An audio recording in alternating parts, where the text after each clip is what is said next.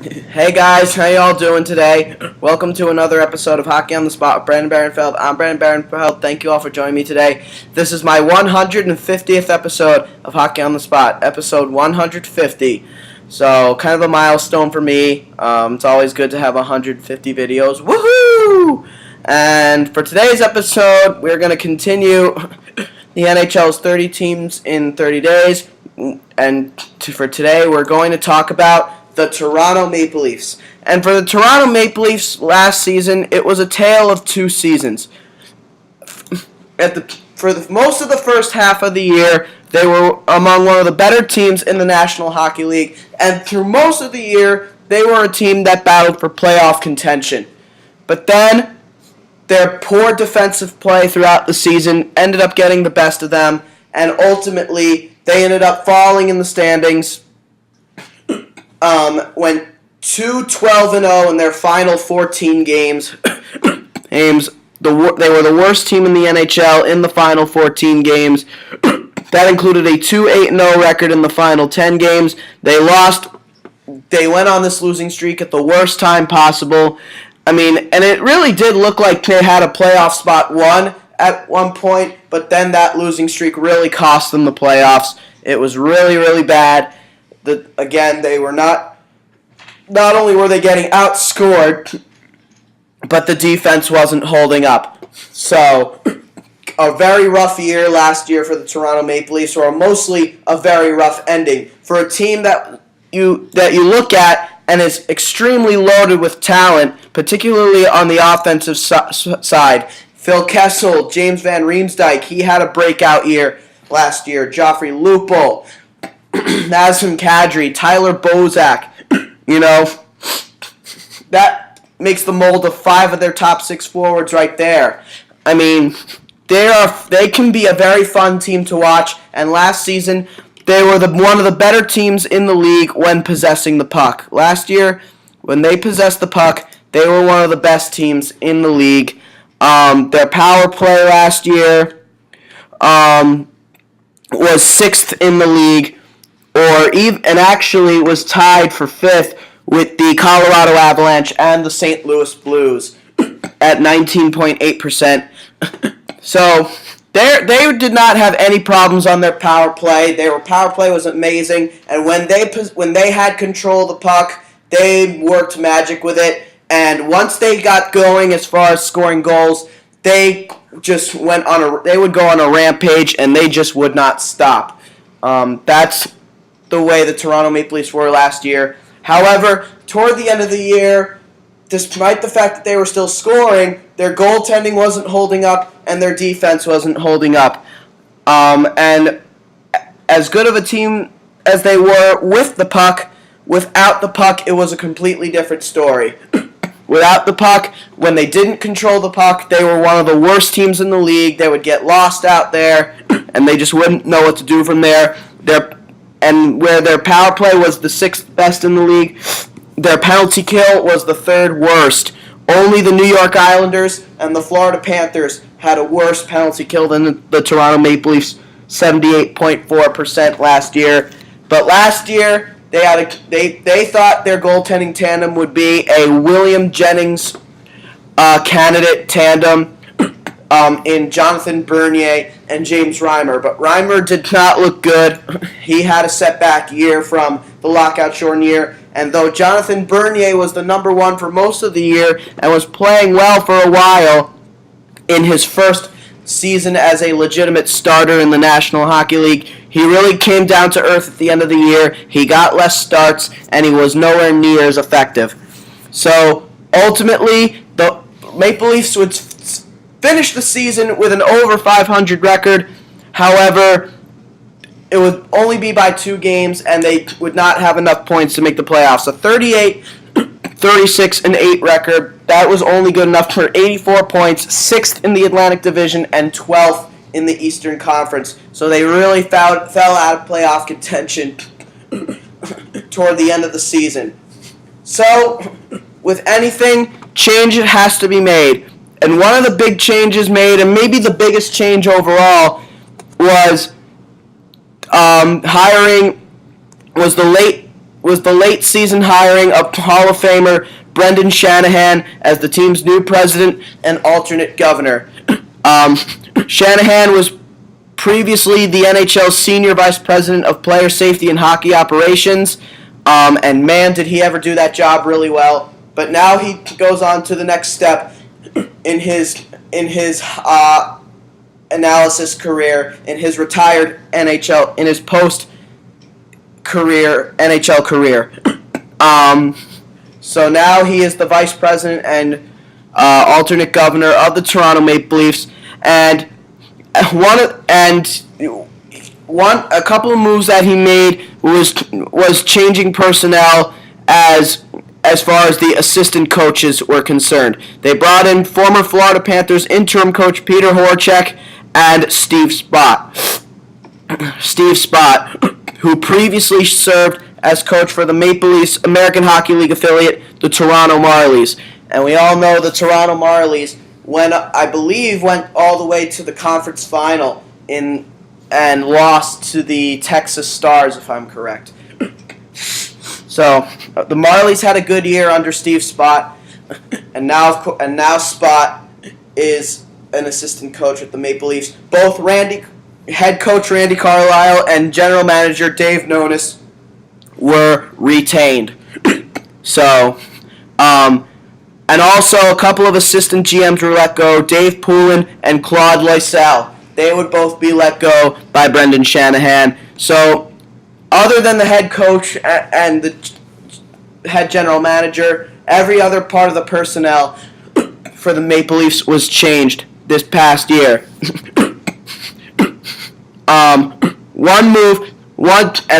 One assistant general manager they would bring in, that Shanahan would bring in on July 22nd, was hiring 28-year-old Kyle Dubas, who will serve as the Maple Leafs assistant general manager. And who knows, if Dave Nonis doesn't do a fitting job this year, could take his role as the head general manager. He's only 28 years old, so that would make him one of the youngest assistant GMs in the league, and he was formerly the general manager of the Sault Ste. Marie Greyhounds of the Ontario Hockey League. He has no NHL experience, but he impressed Shanahan with his voracious appetite for all things hockey. This guy, he's an analytics guy, and that's what the Maple Leafs needed in their organization. Puck possession was a major problem for the Maple Leafs last year, because even though they were amazing with the puck, it was rare that they had held it for very long. And it really all started with the draft, when they were rewarded the 8th overall pick, and they used that pick to select top center William Nylander out of the Swedish Hockey League. He is, of course, the son of former NHL forward Michael Nylander, and could prove himself to be a more effective player than his father ever was, if his progression continues. He's the top prospect in the Maple Leaf system, and he's a guy who could actually make the NHL right away. That remains to be seen, but it's very possible. This kid has great hands, great speed, and although his offensive numbers weren't extremely impressive last year, only a goal and 7 assists. I believe he played for Modo of the Swedish Hockey League last year. Yes, Modo. Through 22 games, only a goal and 6 assists, 7.6 penalty minutes. Where he really stamped his name was for this. Was for the Division II league for Sweden, for Rögle and Södertälje, in the Sweden second division, where he split the season between those two, had 15 goals, 12 assists, and 27 points in 35 games and only 16 penalty minutes, and probably where he may have really shined most of all was at the Ivan Holinka Memorial Tournament in 2013 for Sweden's under-18 club. Um, through 4 games played, 4 goals, 2 assists, and 6 points, and only 4 penalty minutes. He was Sweden's best player in that tournament, and he also played for Modo in the junior Swedish junior league for Modo. He played only 3 games, but he had 3 assists in those 3 games and 4 penalty minutes. So he has, other than playing in the major level, the Swedish Hockey League level, every other level, he really dominated the league. And this is a player who could play anywhere right now. He could go back and play for Modo of the Swedish Hockey League and play there for a full season. He could come to North America and play in the Canadian Hockey League, or he could jump right into the NHL for the Toronto Maple Leafs right away. He cannot go to the American Hockey League. That is the only place he cannot go because he is too young. You have to be at least 20 years old to make that league. He is, of course, 18. But he's a phenom, and he's expected to be a real good player one day.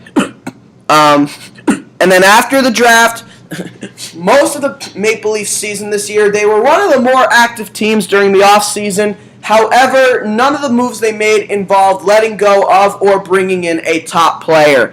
Most of the moves they made this season revolved around adding on to their depth and their bottom 6, because where their top 6 forwards was their strongest aspect of their game, their bottom 6 forwards and their defense core was not very good last year. So they needed to make some additions on defense to help the youngsters grow. Youngsters like like Morgan Rielly and Jake Gardiner grow. Jake Gardiner, of course, was re-signed to a 5-year, $20.25 million contract. To help those kids grow, they needed to make some additions on defense, or some replacements on defense, and they needed to get younger and more defensive and more puck possessive in the bottom 6, because that was a huge struggle for the Maple Leafs last year. So really, when it really all started at the draft.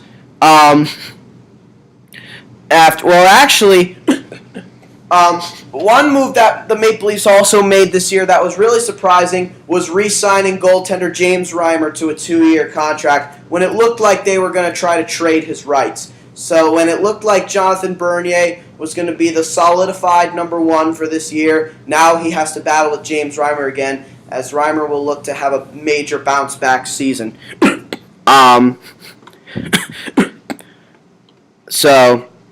And they also re-signed defenseman Cody Franson to a 1-year deal in order to avoid arbitration. So another 1-year deal for Cody Franson.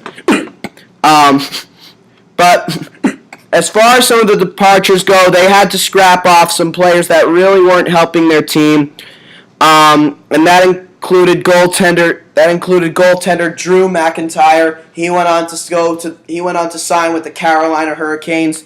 They actually had a few players sign with the Carolina Hurricanes, in addition to Drew McIntyre, who was really nothing more than a third goaltender anyway.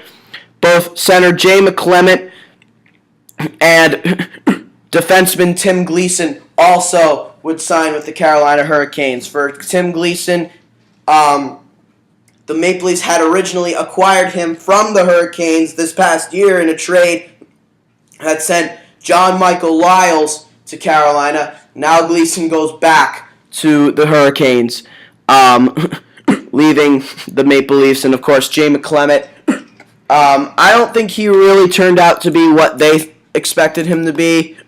And last year especially, he wasn't that good. So the Maple Leafs, in the 2 years he spent, not great. I mean, he was good in his first year with the Leafs. Last year, though, he was not very good at all. So they said goodbye to Jay McClement, who is known for being a penalty-killing specialist, and he's now a member of the Carolina Hurricanes. Defenseman Paul Ranger was let go as well.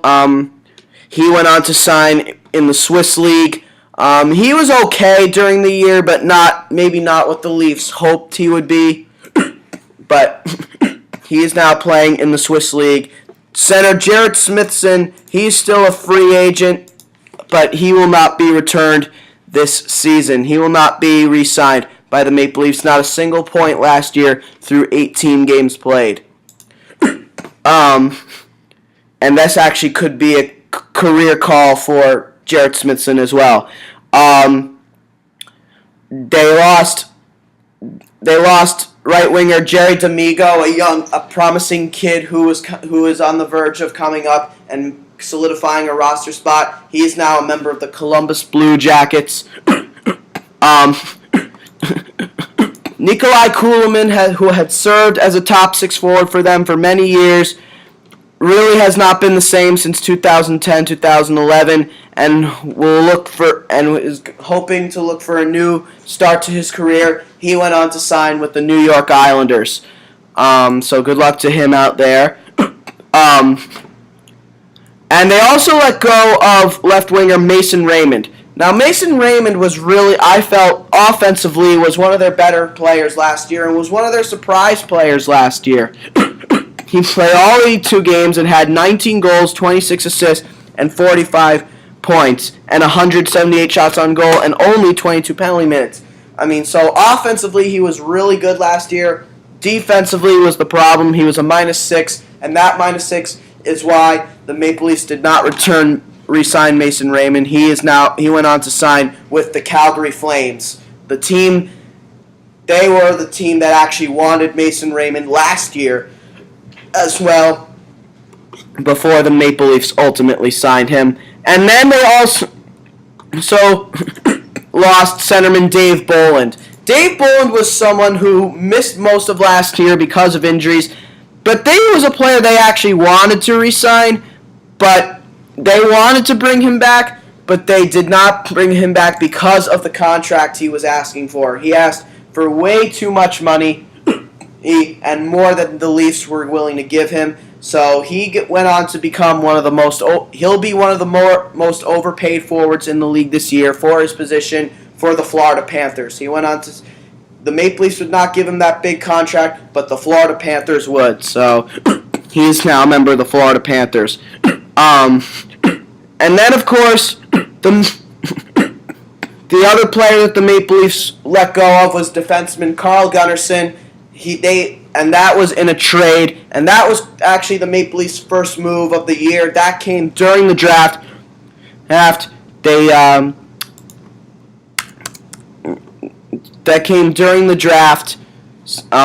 traded defenseman Carl Gunnarsson, in an excellent puck-moving defenseman, to the St. Louis Blues.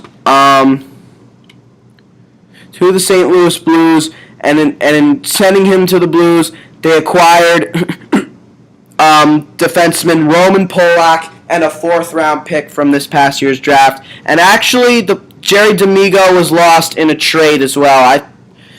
They actually traded him to the Columbus Blue Jackets along with a 2015 conditional 7th-round pick for Matt Fratton. So we'll talk about those two trades now.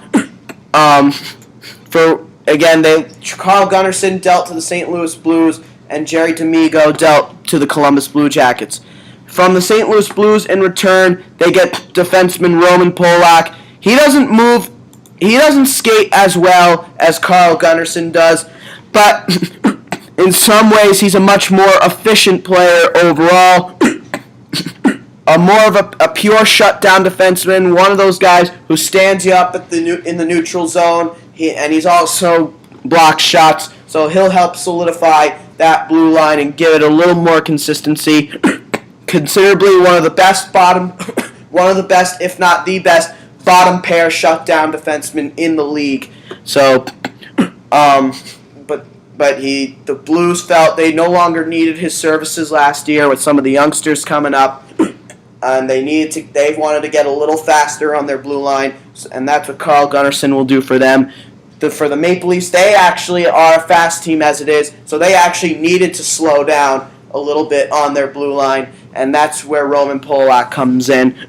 And then Matt Fratton, as we know, was part of the trade, was one of the pieces that was sent to the Los Angeles Kings in the Jonathan Bernier trade, and the Kings ultimately traded after 40 games played, traded him to the Columbus Blue Jackets as one of the pieces to acquire for veteran forward Marian Gaborik, who of course went on to help the Kings win the Stanley Cup.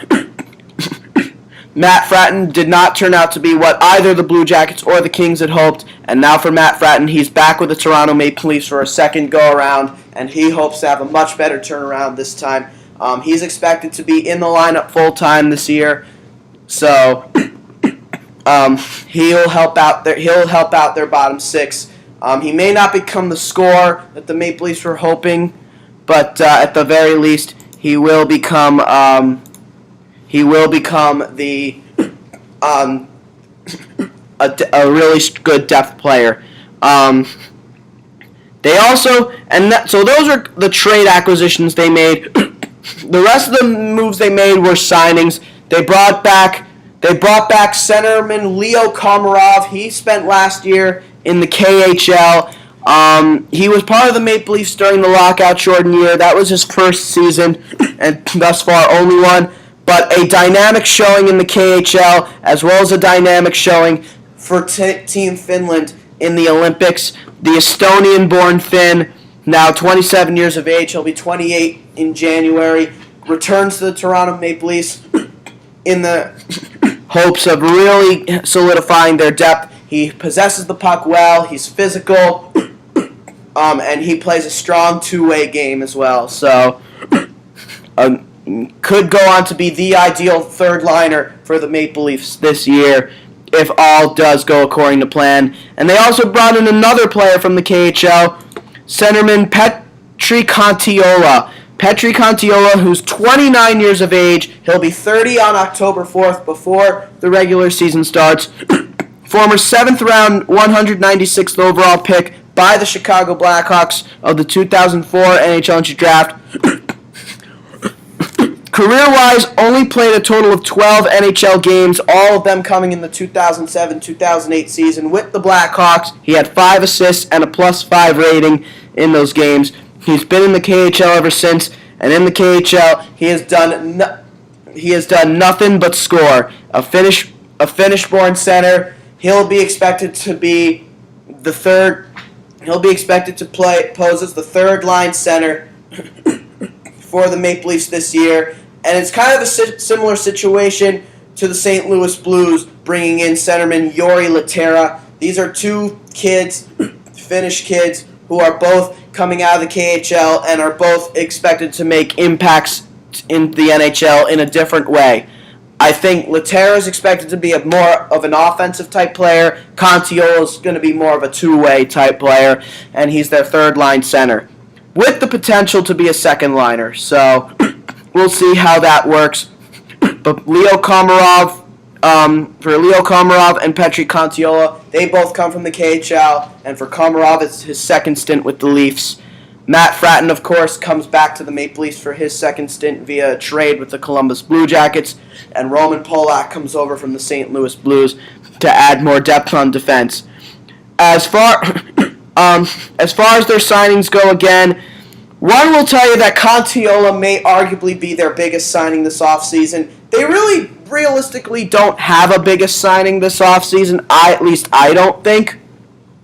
I mean, the player that's probably considered their biggest signing this offseason was the addition of defenseman Stefan Robida. Stefan Robida, of course, we know of his issues last year.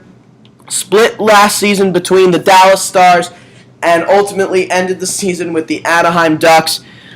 Rough ending to his Dallas Stars career, being injured, and looked like he was going to miss the rest of the season. Was still injured when he was acquired by the Ducks.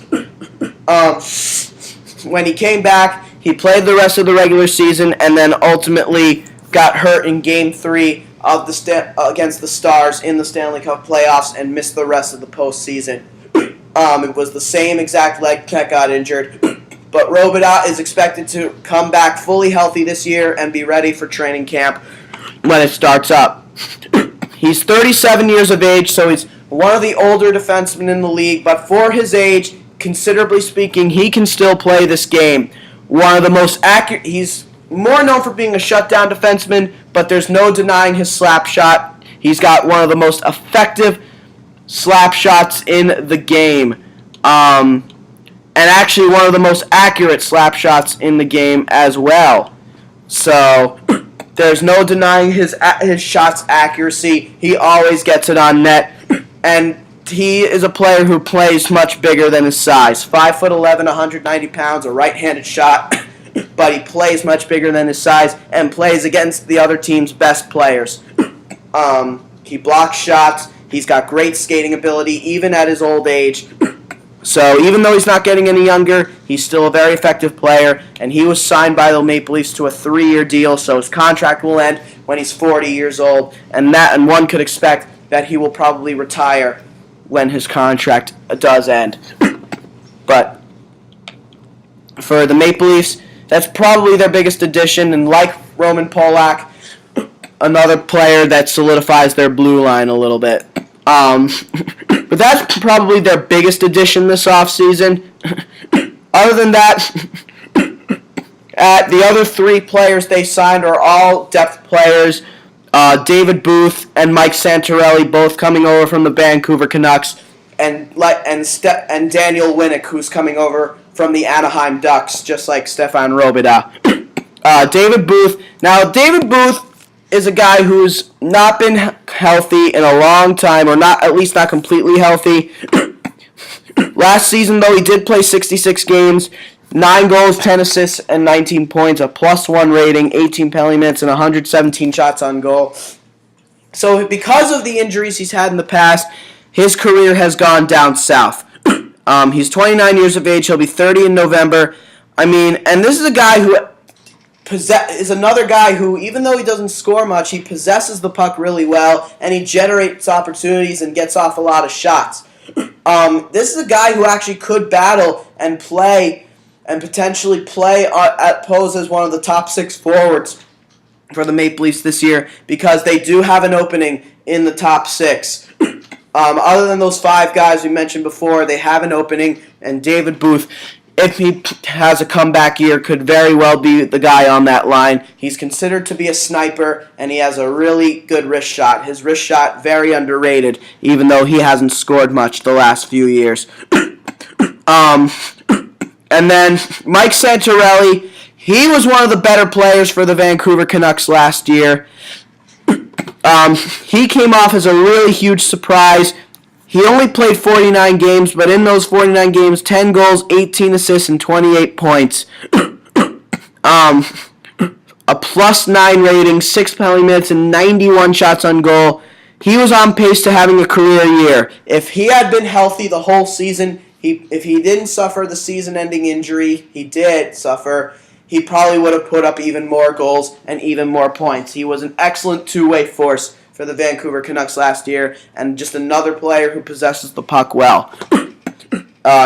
He'll be expected to help out the Maple Leafs in a big way. And then as far as Daniel Winnick is concerned, of course, coming over from the Anaheim Ducks, he quickly became a fan favorite for the Ducks in the last 2 seasons. And last year was probably Daniel Winnick's career year. Definitely in the way of points. He had 6 goals. He only had 6 goals, but he had a career high, 24 assists and a career high 30 points. He was a +6 last year. He only had 23 penalty minutes, and he generated 115 shots on goal. He didn't do much in the playoffs. He played 9 games, only 1 assist, but he was a +1, and he did generate 11 shots on goal and only 2 penalty minutes. So, the Ducks probably would have loved to have kept him, but there are just way too many youngsters coming up for the Ducks, and with the development of Patrick Maroon going better than anyone could have anticipated, there was pretty much no room left for the 29-year-old Daniel Winnick in the lineup. But he's a big guy, 6'2", 207 pounds. He could play either center or left wing, and he skates really well. He's a good skater. Not the fastest skater in the world, but a smooth skater. And he's a penalty killing machine. He'll help out the Maple Leafs penalty killing.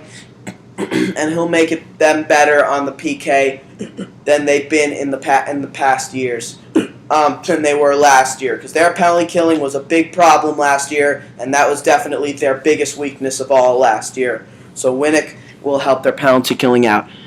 So those are all the signings for the Maple Leafs, but ultimately an active offseason, but not in terms of bringing in star talent because they don't need that. Their top six is pretty much set. It's in terms of adding depth, rebuilding their depth, and making them a little bit better defensively. As we now go and take a look at some of the big questions for the Toronto Maple Leafs this year. And probably the biggest question of all, who will be the Maple Leafs' number one goalie? One would think that Jonathan Bernier is the solidified number one, but that's not the case anymore, because James Reimer was surprisingly re-signed, and he has a chance to come in and have a comeback year, and if he has a comeback year and Bernier struggles, then Reimer becomes the starting goalie. And Bernier may eventually see himself out of the Maple Leafs organization. But we'll see. Anything could happen. I think this has the potential to be one of the better goaltending tandems in the league. Not because of the two goaltenders individually, but putting them together. They're going to make a great tandem. I can feel it. What immediate impact will Dubas have on the Maple Leafs? Again, he brings a statistical analysis approach to Toronto's executive group, and but he's an analytics guy, and he looks for puck possession. That is the big thing he looks for on a team, and his puck possession, the way he likes his players to play a puck possession type game. That's why he influenced Dave Nonis to bring in the players he brought in, and also was a big influence on the decision to sign 24-year-old defenseman Jake Gardiner to the long-term deal. So we'll see how that works out. What role will forward David Clarkson play? Last year, we all know about David Clarkson. He was considered by many, in last year's offseason, was considered by many to be the top unrestricted free agent on the market, and he was the most and he, along with Nathan Horton, were the two most overpaid players in the league last year. Both struggled in their first seasons with their respective teams, although for Nathan Horton, he had a little bit of an excuse because he spent most of the season injured, and therefore his playing time with the Columbus Blue Jackets was limited. For David Clarkson, his season, most of the games that he missed last year came from suspensions. He was suspended 2 different times last year, and that included a 10-game suspension to start the regular season, and then a 2-game suspension later on. So that's why he missed 12 games, and then the other 8, I think, were because of injury. But ultimately, through 60 games, just 5 goals, 6 assists, and 11 points. Which for him is a career low since joining the league and playing in 46 games or more. It was by far, his first season with the Leafs was by far the worst season of his entire playing career. He was also a -14, and though he did generate 102 shots on goal, he had 93 penalty minutes. So he had a decent amount of shots on goal, but every other area of his game was just flat.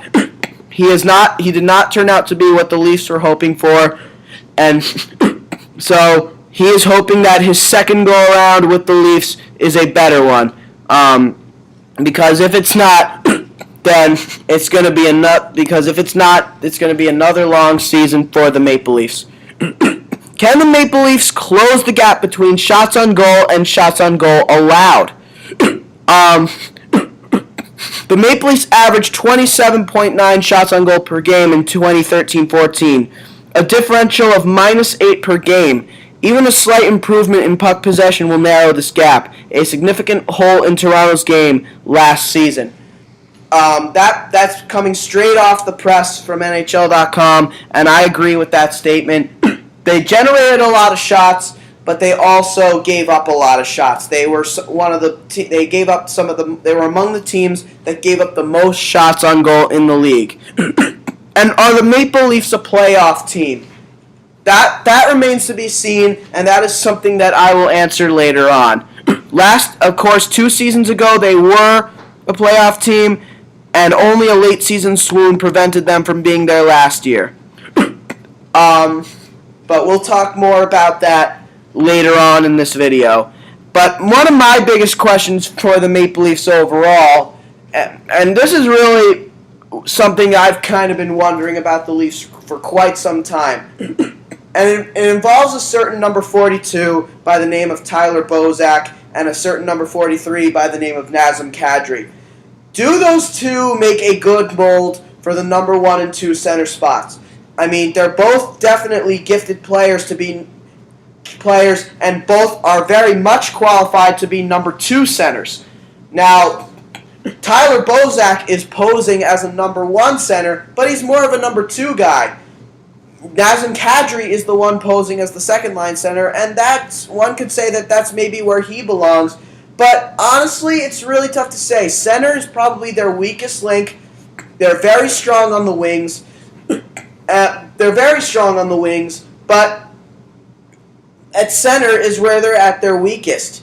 It's really tough to say. I personally think that Nazem Kadri has the potential to increase his output and become a number 1 center in this league. I really do. And I think Nazem Kadri is going to take the next step in his development this year. Or at the very least, he has to take the next step in his development this year. Because I would not be surprised at all to at some point see Kadri playing on the top line with Phil Kessel and James Van Riemsdyk and have Bozak play on the second line with Joffrey Lupul and whoever is going to be playing with those two, whether it's David Booth or David Clarkson or, Petri Contiola or whoever.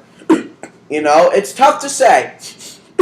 It's really tough to say, but I think, Bozak to me, is playing at the best of his ability. Who knows, maybe he'll catch lightning in a bottle and surprise everyone this year. But he's mostly a playmaker, not so much a goal scorer, but he doesn't do much of anything else. Kadri has the potential to put up more points than he is.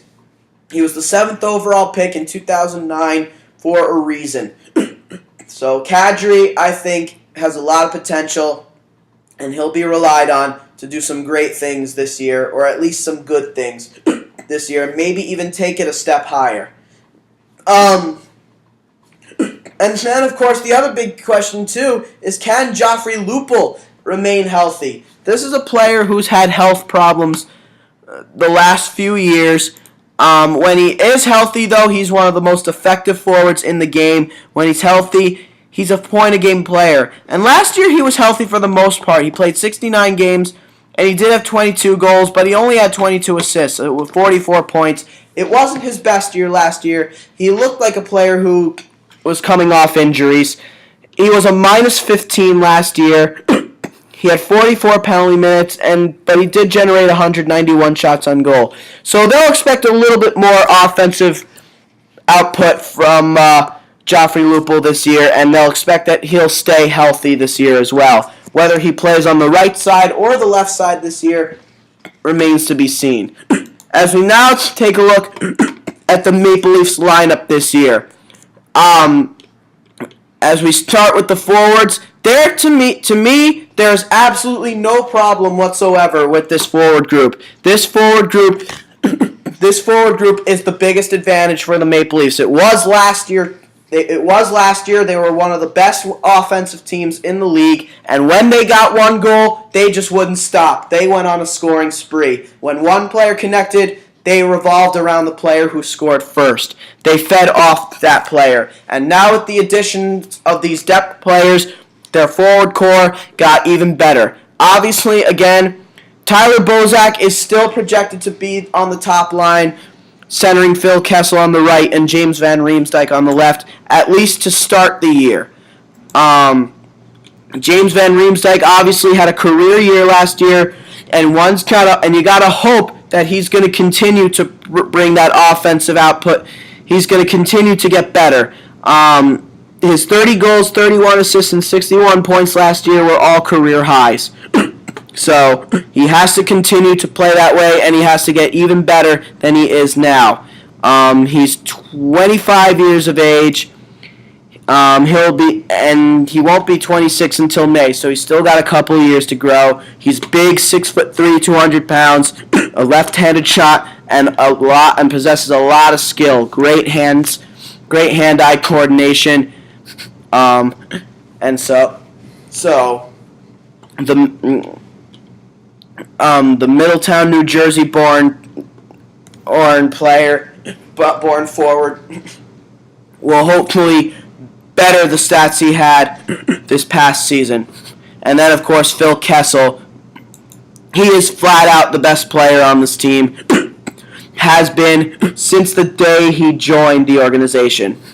Last year, tied for a career high 37 goals, but had 2 less assists than his career highs previously from 2011-12.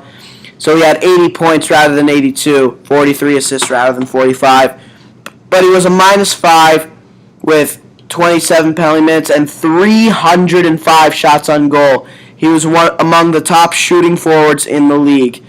This is a sniper, a pure sniper with great hands, and he's only getting better. And he's a player who plays bigger than his size and always looks bigger than he really is when he's out there. And he's not even in his prime yet. He'll officially be in his prime starting this year. He'll be 27 in October, before the regular season begins.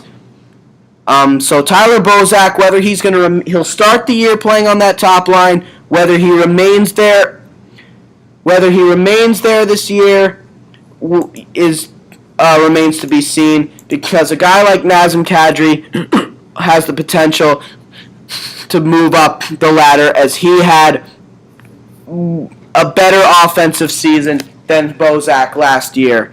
Bozak was a better defensive player last year, but Kadri was a better offensive player. But for now, Nazem Kadri is projected to center the second line with David Clarkson on the right and Joffrey Lupul on the left. We already talked about Joffrey Lupul, and it wasn't a terrible year for him last year. He did have 22 goals, but at the same time, at times, he looked like a player who was playing with one leg. So he'll be looked upon to maybe get back to the way he was before all the injuries happened. And then, of course, David Clarkson. I mean, last year, the horrendous year he had after signing that huge contract, after having a year like that and potentially playing on the top 6 this year, he's going to have to be much better this year than he was last year. He's going to have to live up to that contract and be the gritty forward they bargained for when they when they signed him over from the New Jersey Devils last off season. Otherwise, he'll get demoted down to one of the bottom lines and then eventually be bought out. Third line for now, Petri Kontiola will come in and center the third line. There's no doubt about that. And then his wings, David Booth, who is naturally a left winger, could move to the right wing side this year and be tested out on the off wing. And Leo Komarov would play the left side. This is an interesting third line for sure. David Booth is, like David Clarkson, has the potential to be a top 6 forward and could be the player who could kick Clarkson out of that top 6 role. And if that happens, Joffrey Lupul all of a sudden moves to the right side and Booth goes back to his natural left side. But for now, he'll be one of the better third liners for the Leafs. And Leo Komarov, we all know about him and what he can do. He brings a little mix of everything. So he'll help out the Leafs in a big way. And then the fourth line, Mike Santorelli centering Matt Fratton and Daniel on the right and Daniel Winnick on the left, with Colton Orr as the 13th forward and Troy Bodie as the 14th guy. So they're 2 grit players, probably going to be scratches for most of the year. Colton Orr, obviously, last year, kind of a rough year for Colton Orr last year. Through 54 games, not a single point produced, and he was a -3. And he only generated 12 shots on goal while putting up 110 penalty minutes. This guy is an enforcer. He doesn't score much, but at the very least, he does put up some points now and then. So, not a point last year for him. So, we'll see how things end up for Colton Orr as time goes on. But these are the guys expected to be the fourth line. It's not an overly physical fourth line, that's for sure. Winnick, it's more of a defensive fourth line with Mike Santorelli's potential to put up some offense. So this could go on to be one of the better scoring fourth lines in the National Hockey League this year. That remains to be seen. But they have a bunch of kids also coming up. They have William Nylander, who is a possibility to play this year. He's going to battle for a spot. Peter Holland, Fraser McLaren, and Trevor Smith could also battle, along with Troy Bodie and Colton Orr. They'll also battle for spots. But overall, this is a good offense, I think. There's no problems with this offense. This is the strongest part of the Maple Leafs team. On defense is where most of the concerns come from. Yes, they brought in a couple of veteran defensemen, veteran shutdown defensemen who could help solidify this blue line. But at the same time, you still got to wonder about the group as a whole. They may be good individually, but as a whole, it could be, as a core whole, I kind of consider it could go on to be one of the weakest defenses in the National Hockey League. Dion Phaneuf, there's no denying that the Maple Leaf captain is still a really effective player. He may not score the same number of points that he used to, but he's always one of the more physical defensemen in the game. He's not afraid to stand other players up, not afraid to drop the gloves. He takes penalty minutes, and he's got that big shot from the point. He's their power play quarterback, and he's only 29, so he's still relatively young. But he's the big leader on this team, well-deservingly so. And he helps them out doing a lot of different things, even though he may not put up the same number of points that he used to. But Dion Phaneuf is still a top 2 defenseman in this league, and he is expected to be paired with Stefan Robidas on the right side. Robidas will bring some experience to that tandem and maybe possibly get Phaneuf to put up some more numbers than normal. That's a possibility. And I think that could be one of the more underrated top 2s in the league as far as defense goes. The second defense pair, Jake Gardiner and Cody Franson. We mentioned both of them were re-signed. Franson, of course, was only signed to a 1-year deal. He just turned 27 on August 8th. Next time he becomes a free agent, he'll be an unrestricted free agent. And whether he remains with the Leafs or after this year or not remains to be seen. Last year was his career year offensively. He had 33 points. Although the lockout-shortened year probably would have been his career year had it been a full season. But because last year, as good as he was offensively with 28 assists and 33 points, only 5 goals through 79 games, he was a -20, a career low as far as plus and minus is concerned, while only putting up 30 penalty minutes and 115 shots on goal.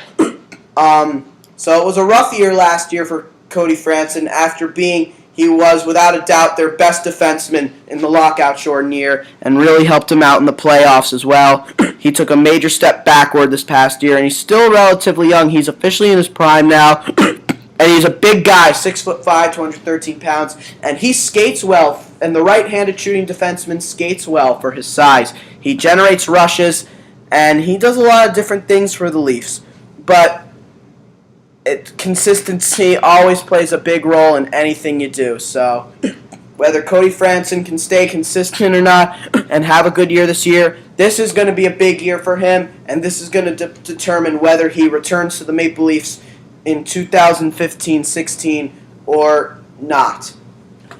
But he's paired with Jake Gardner.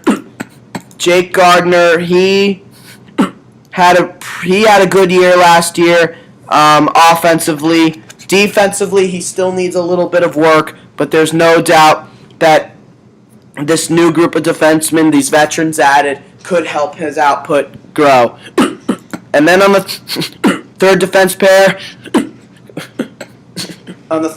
pair, Morgan Riley, the former 5th overall pick from 2012, and Roman Polak, with Corbinian Holzer as the 7th guy. Right. Roman Polak, we all know what he does, a pure shutdown defenseman. And then you got Morgan Riley, who moves the puck well. But last year, I don't want to say he had a bad rookie season, because I don't think he had a bad rookie year, but there's definitely a lot of areas of his game that needs work, because he's expected to eventually be a good two-way defenseman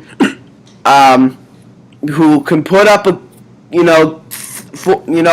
to 40 points a year, and a guy who will be big in the plus-minus column. Last year he was a minus 13, so with only 2 goals and 25 assists for 27 points in 73 games. So offensively he's getting there already. It's defensively where he needs the most work. But he's expected to be a top 2 defenseman for this team in the future. He could go on to play Toronto's top defense pair eventually. So we'll see how that works out in the future. But Roman Polak should be a big influence on him. And then, of course, you got Corbinian Holzer, the German defenseman, who could be a big help for them as well. He did not play a single game last year, but he could challenge to play a bunch of games this year. And then you have defensemen like Stuart Percy and Matt Finn, who could also battle for spots this year. But ultimately, that defense is the weakest part of their team. And then in goal, this goaltending tandem is one of those tandems that you don't know what you're gonna get. But it's not like the Buffalo Sabres tandem of Michael Neuvirth and Jonas Enroth, where they're both projected to not be that good. We actually have the opposite here. 2 really good goaltenders. We don't know what you're going to get. When I say you don't know what you're going to get, I mean that in the sense of we don't know who's going to be the number 1. Jonathan Bernier is the projected number 1 right now, with James Reimer as the projected number 2. However, anything could happen. Bernier could have a bad year, and Reimer could have a good year, and he becomes the starter. Or it's the other way around. Reimer has another bad year, and Bernier has a better year than last year, and he becomes the starter, and Reimer goes elsewhere. Because they also have another kid in Finnish goaltender Christopher Gibson, who also has the potential to come up and be a backup in this league. And maybe even a starter if he really works hard enough. So we'll see. It's going to be a really interesting season for the Maple Leafs this year. They're going to be one of the teams to watch this year. As we now take a look at their top 10 prospects, and let me tell you, last year it was one of the weakest prospect pools in the National Hockey League last year. This year, a much improved prospect pool. There's no doubt that centerman William Nylander, their 8th overall pick from this past year's draft, is their number 1 prospect. He's got all the skills, tools needed to become an NHL player. He's projected to play this year, but it wouldn't hurt him if he went to play one more year elsewhere. They also have defenseman Stuart Percy on that list. Everyone else on this list is pretty much, most of the other players on this list are not expected to play this year. Stuart Percy, their first-round pick from 2011, their 25th overall pick. He's projected to be a real good shutdown defenseman in this league one day. Frederick Gauthier, their 21st overall pick from 2013. He's a big centerman who's expected to be an excellent two-way player in this league and maybe a potentially a real good second-line center. Connor Brown, their number 4 prospect, This kid is just impressive. Um, he is their top scoring prospect this year, and for good reason. We'll talk more about him in a bit. Matthew Finn is number 5. He's their top scoring defenseman on this list. He is an offensive defenseman who is going to be ready to play within the next year or so. He probably won't play this year. I mean, but at the very least, we could see him get a cup of coffee with the Maple Leafs this year. But ultimately, he probably won't play his full season until the following year. Andreas Johnson, another good player, who's expected to be a good second-line player someday.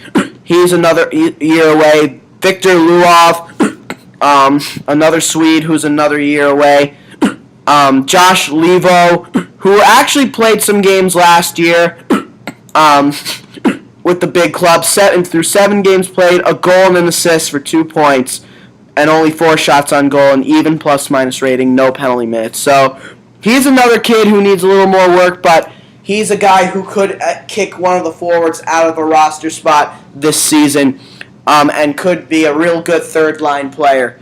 And then, of course, they got Antoine Bibeau, a goaltender, and Tom Nilsson, at defenseman at number 10. So there's a real good prospect pool. 6 Canadians and 4 Swedes. That's what this prospect pool consists of, Canadians and Swedes. There's no versatility as far as countries go with this top 10 group. But with that being said, you still got some really good players on this list. It's not as good as neither the Buffalo Sabres or the Florida Panthers, but it's still a much more improved prospect pool than it was last year. Because last year, they had one of the weakest pools in the National Hockey League. But of all these players, yes, the prospect that I've always been the most fascinated with, even though William Nylander is number 1, and he is without a doubt the surefire number 1, he's going to be a star in this league and a top-line player someday. But the prospect, in my opinion, who could be their best prospect in with this team, in my opinion, has to be their number 4 prospect, right winger, Connor Brown. Connor Brown was a 6th-round pick of the 2012 NHL entry draft at number 156th overall, and last year he did nothing but dominate the Ontario Hockey League all by himself. At 20 years of age, he led the league in scoring and won the league award for league MVP. He is only 5'11", 160 pounds, but through 68 games played, 45 goals, 83 assists, 128 points, and a plus 44 rating. So he was not only a great offensive force, but he was an excellent defensive force, playing for the Erie Otters of the Ontario Hockey League. And he was also, and actually, that top line, he was part of that top line, playing alongside Connor McDavid and Washington Capitals top prospect, Andre Burakovsky. That was the best line in the entire Ontario Hockey League, and the Erie Otters had an unreal season. Andre Burakovsky obviously will not be back with Erie this year, as he is expected to make the jump to the National Hockey League level and play for the Washington Capitals. But you think about that line and Connor Brown, what he was able to produce next to Connor McDavid and Andre Burakovsky, you got the feeling that within the next couple of years, he's going to need a little bit of work in the American Hockey League, but in the next couple of years, he is going to be a stellar National Hockey League player, and maybe even the steal of the 2012 NHL entry draft.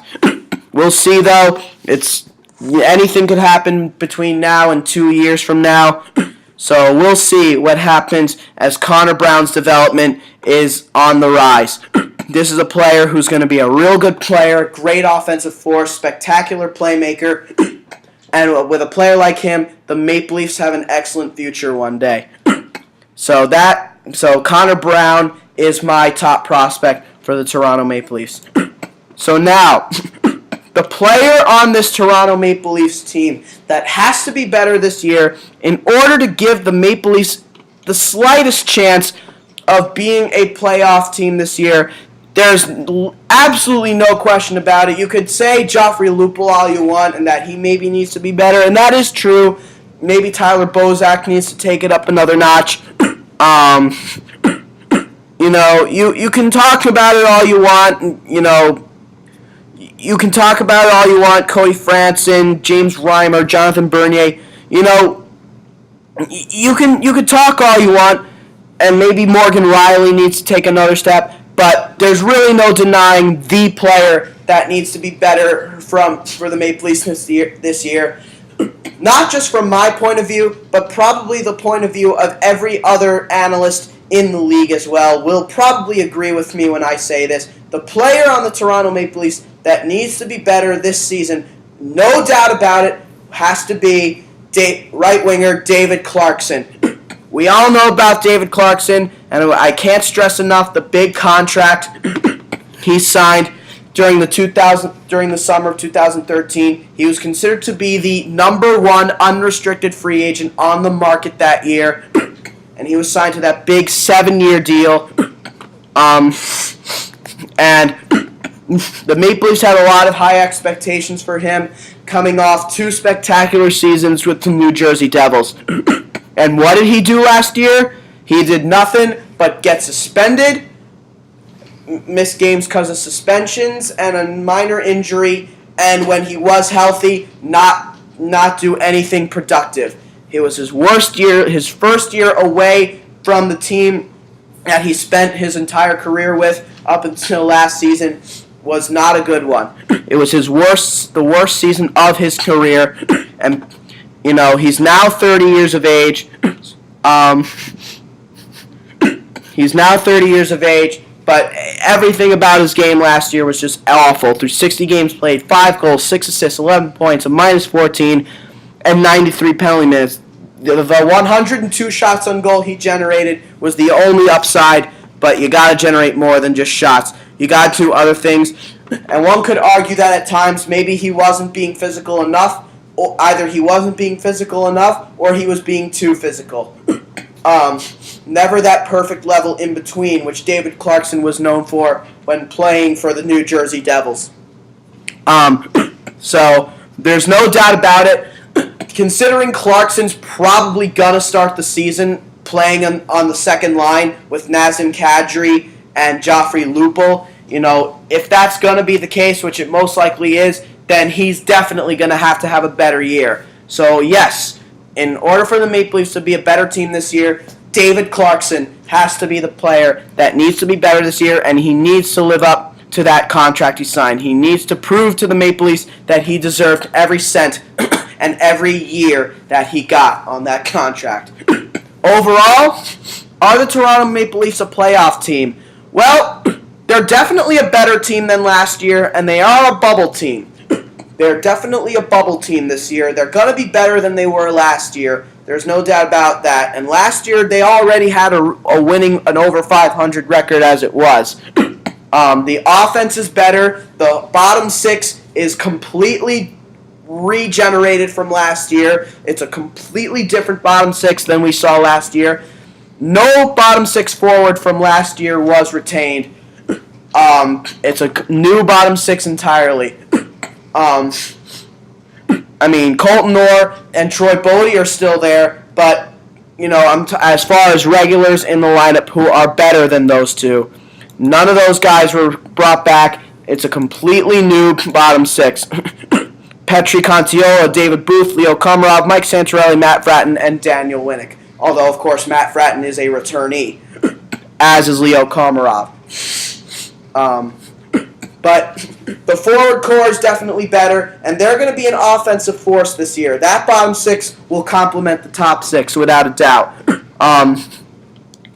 Right now, David Clarkson, to me, is the only forward lost in the mix. Whether he can be better this year or not, we'll see. And the goaltending is good, too. That's a really good situation for the Maple Leafs to be in. 2 potential starting goaltenders. So, for offensively and goaltending-wise, there's no problems. The big concern for the Maple Leafs is on defense. And yes, though it is a better defense, though their defense is definitely better than it was last year. Can Stefan Robidas still play this game at the age of 37 and not look like a player that was injured twice last year? Can Roman Polak be just as effective as a shutdown defenseman with the Toronto Maple Leafs, just as he was with the St. Louis Blues? We all know Toronto's a very tough market to play in, and it puts pressure on players and causes them to not do well. Can Cody Franson be better? Can Morgan Riley and Jake Gardner both take the next steps in their games? Can Dion Phaneuf is there room for improvement with Dion Phaneuf? Absolutely. Can Corbinian Holzer be a solid 7th defenseman who could challenge for a 6th spot? It's the questions like that make you think about the Toronto Maple Leafs and where they are at in their development right now. But overall, I'm going to say they're close. They're really, really close. But I think they're just going to fall out. I think they're not going to make the playoffs. No, they're not going to make the playoffs. I think they're just barely going to fall out of playoff contention. I think there are teams that have developed much better than the Toronto Maple Leafs. There are teams that have done much more than the Toronto Maple Leafs. And it's a tough competition.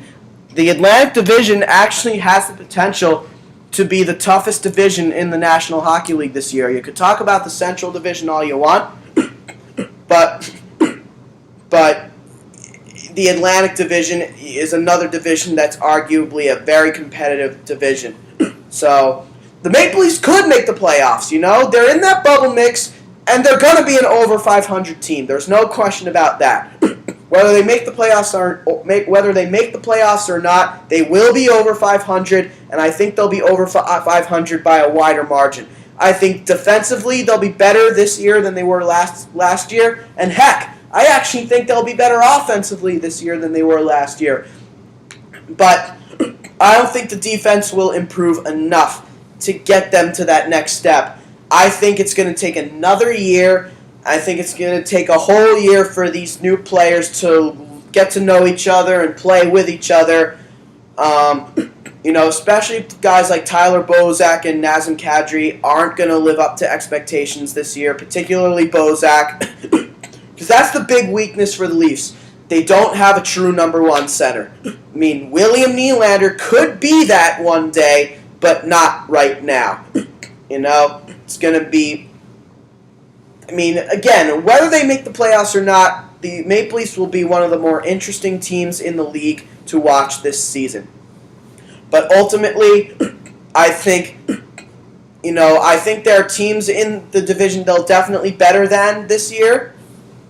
But I think they're going to be a 9th or 10th seed this year. They'll fall just a few, kind of like the New Jersey Devils. They'll fall just a few points out of the playoffs. Them, the New Jersey Devils, the New York Islanders, they'll all be in that mix. They're all going to be in that mix this year. There's no doubt about that. But like the Islanders and Devils, they're not going to make the playoffs. They're just going to fall out. So, no. Even though they're going to be much improved this year, no. It's going to take a whole year for the Maple Leafs to really get to know each other better. The top 6 forwards to come in and adapt. But by next year, they'll probably get back there. But for this year, no. The Toronto Maple Leafs are not a playoff team. And that'll do it for episode 150 of Hockey on the Spot. Be sure to join me again tomorrow when we talk about the Ottawa Senators. So until then, this has been Hockey on the Spot with Brandon Barenfeld. I'm Brandon Barenfeld. Thank you all for joining me, and I'll see you all again tomorrow. Thank you all, and have a great day.